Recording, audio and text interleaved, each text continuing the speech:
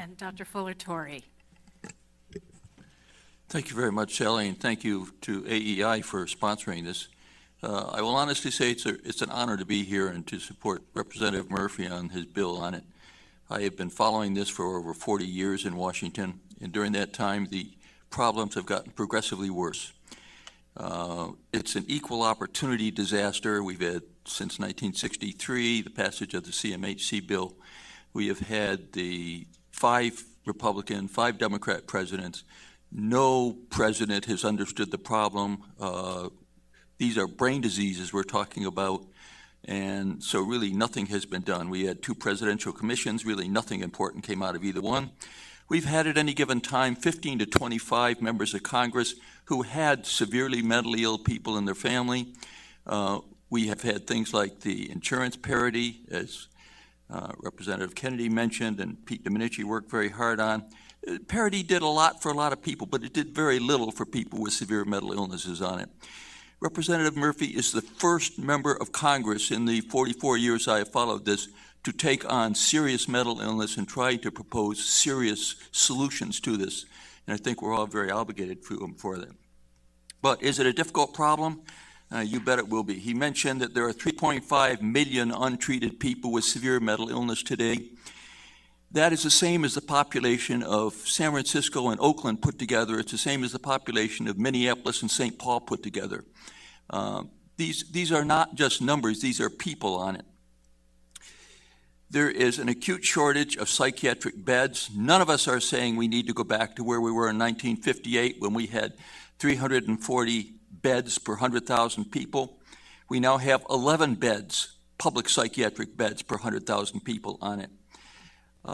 We have effectively closed 1 million public psychiatric beds, state hospitals.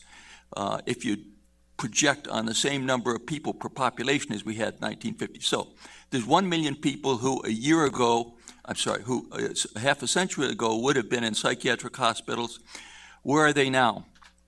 A week from Tuesday, we'll be releasing a new report from the Treatment Advocacy Center on the number of mentally ill people in jails and prisons, state prisons and jails.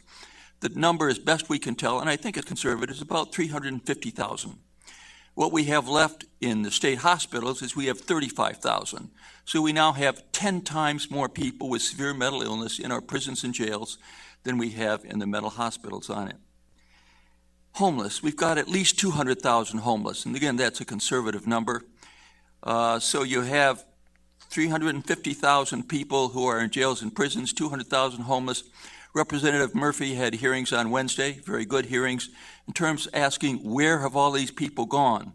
Well, there's 600,000 of them right there. That's where they've gone on it, and that's where they are. And I think it's important. These are not just numbers. These are people. These are people who have mothers and fathers and brothers and sisters. I get a printout every day of the reports from around the United States on what's going on. Last week, Seth Boyer was on it, 36 years old, college graduate, homeless, refused to take his medicine, probably is unaware of his illness, told his parents that he sometimes slept in trash bins. This is in Lawrence, Kansas on it. And he was found dead, compacted in a trash bin where he'd been picked up on it. These are tragedies that happen every day on it.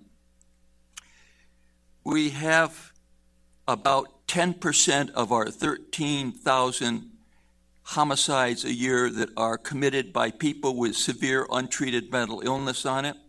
About 50% of the mass killings, Tucson, Aurora, and Newtown, are committed by people with severe mental illness who are untreated.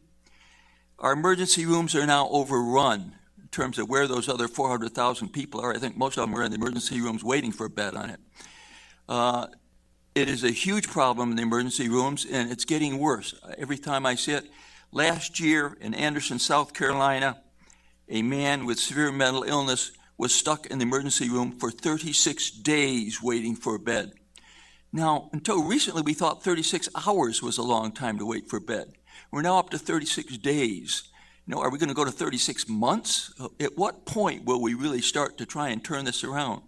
Is I think that's what Representative Murphy wants to do. Police and sheriffs are overwhelmed with the number of severely mentally ill.